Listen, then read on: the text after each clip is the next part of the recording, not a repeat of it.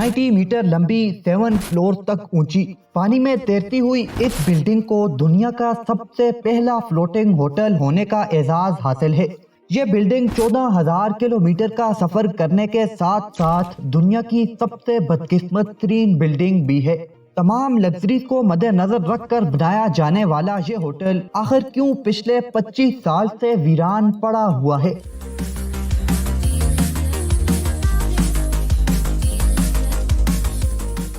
नाज़रीन, ऑस्ट्रेलिया का शहर टाउन वैली एक बेहतरीन टूरिस्ट स्पॉट है जहां हर साल हजारों लोग खूबसूरत समंदर और समुंदर में मौजूद जिंदगी को देखने के लिए खिंचे चले आते हैं। इन टूरिस्ट को डबल करने और न भूलने वाला एक्सपीरियंस देने के लिए समुंदर के बीचों बीच तैरती हुई बिल्डिंग बनाने का फैसला किया गया।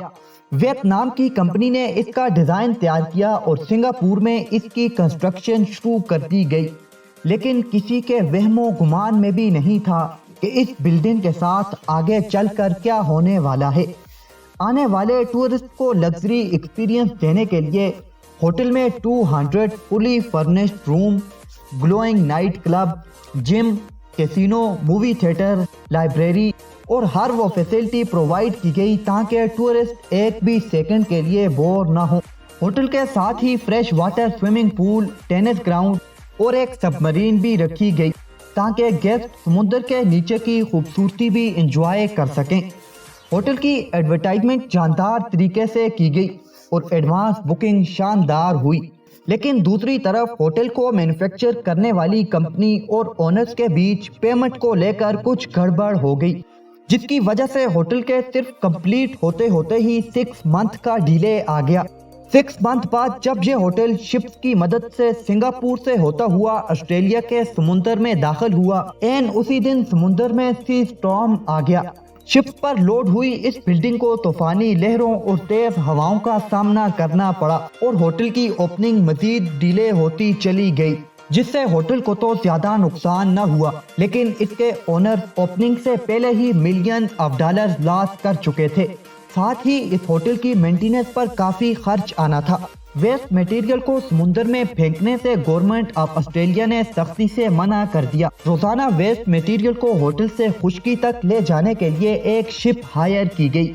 मार्च 1998 में पहली बार इस होटल को पब्लिक के लिए खोला गया। रूम्स एडवांस में बुक थे।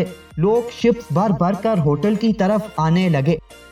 साहिल से होटल तक पहुंचने में भी टूरिस्ट को $120 खर्च करने पड़ते थे, लेकिन इससे भी बड़ा मसला ये हुआ, अक्सर समुंदर में तुग़यानी की वजह से टूरिस्ट को कई दिन तक साहिल पर रुकना पड़ता और कई टूरिस्ट अपनी बुकिंग कैंसिल भी करवाने लगे। लेकिन ये तो सिर्फ शुरुआत थी। सिर्फ 2 मंथ बाद टूरिस्ट को लाने वाली एक बोट को आग लगी और देखते ही देखते बोट जलकर राख बन गई। इमरजेंसी में तमाम टूरिस्ट को बोट से निकाला तो गया, लेकिन जख्मी हालत में। साथ एक और बड़ी प्रॉब्लम ये हुई कि कुछ डाइवर्स को होटल से थोड़े ही फासले पर टैंक, मिसाइल, बुलेट दिखाई दी। जब नेवी ने इस पर इन्वेस्टिगेशन की तो पता चला वर्ल्ड वार 2 का 100 टन मलबा यहाँ लाकर फेंका गया है।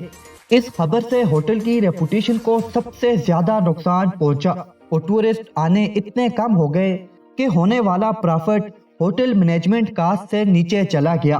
होटल से बाहर बनाया गया स्विमिंग पूल और टेनिस फील्ड सी स्टॉर्म की नजर हो गए, जिन्हें रिपेयर करने के बजाय खत्म कर दिया गया।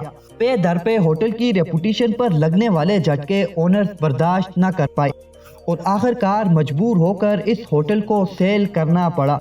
मार्च 1988 में ओपन होने वाला वर्ल्ड फर्स्ट फ्लोटिंग होटल जनवरी 1989 में, यानी 1 साल से भी कम अरसे में जापान को सेल कर दिया गया। जापान के शहर वियतनाम में ये होटल 9 साल तक काफी शानदार चलता रहा, लेकिन वक्त के साथ साथ साहिल पर मजीद होटल भी बन गए, तो जापान ने मौका गनीमत जानकर ये होटल साउथ कोरिया को सेल कर दिया। साउथ कोरिया ने इस होटल को नॉर्थ कोरिया के साथ बॉर्डर लाइन पर सेट किया ताकि 1950s में होने वाली जंग के दरमियान जो फैमिली बिछड़ गई उनकी दोबारा मुलाकात हो सके। लेकिन 2008 में साउथ कोरियन फौजी के हाथों यहाँ एक मर्डर हो गया और ये इस होटल को लगने वाला आखिरी झटका था। उस दिन से आज तक ये होटल वीरान पड़ा हुआ है और एक वक्त में बड़ी लग्जरीज और शानो शौकत से बनाया जाने वाला ये होटल सिर्फ 40 साल के अरसे में बिल्कुल खंडर बन चुका है। मुकम्मल वीडियो देखने के लिए आपका बेहद शुक्रिया।